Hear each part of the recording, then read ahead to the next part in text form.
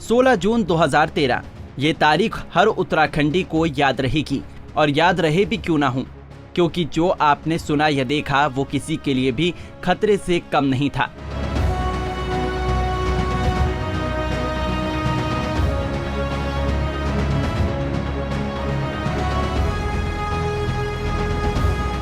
लेकिन आज हम आपको बताने वाले हैं कि केदारनाथ में आपदा हुए 10 साल हो गए हैं, लेकिन कितना और क्या बदला इस केदार घाटी का स्वरूप, क्योंकि सरकार वादे तो बहुत करती है, लेकिन क्या हकीकत है इस केदार घाटी की।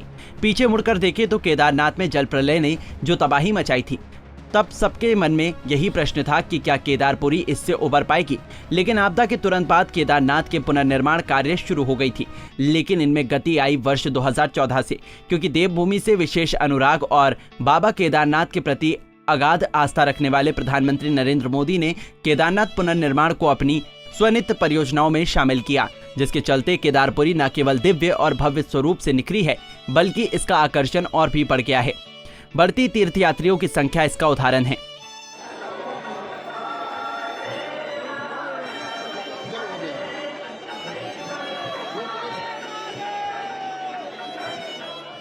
वहीं 10 साल बीत जाने के बाद बीजेपी प्रदेश अध्यक्ष महेंद्र भट्ट ने कहा कि केदारनाथ आपदा का दुख कभी समाप्त नहीं होगा। हालांकि उन्होंने कहा कि उस दुख को प्रधानमंत्री नरेंद्र मोदी ने कम करने का प्रयास जरूर किया।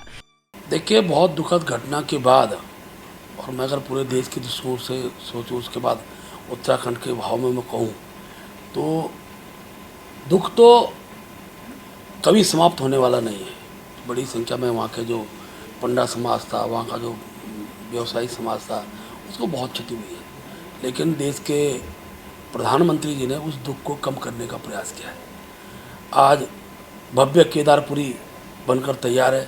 वहीं प्रदेश के मुख्यमंत्री पुष्कर सिंह धामी आज केदारनाथ पहुंचे, जहां उन्होंने आपदा के दौरान अकाल मृत्यु हुए लोगों की आत्मा की शांति के लिए बाबा केदार से प्रार्थना की। इसके साथ ही धाम में चल रहे पुनर्निर्माण कार्यों का भी जायजा लिया।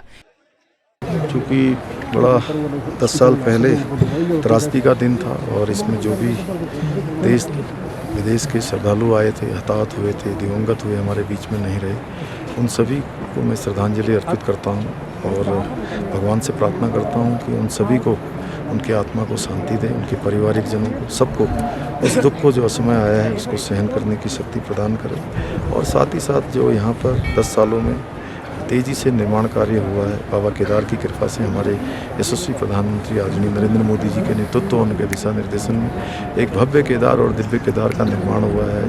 केदारनाथ जाते समय अगर झांककर मंदाकिनी नदी में देखिए तो पुराने ब्रिजों और पुलों के कुछ अवशेष आज भी मिल जाएंगे।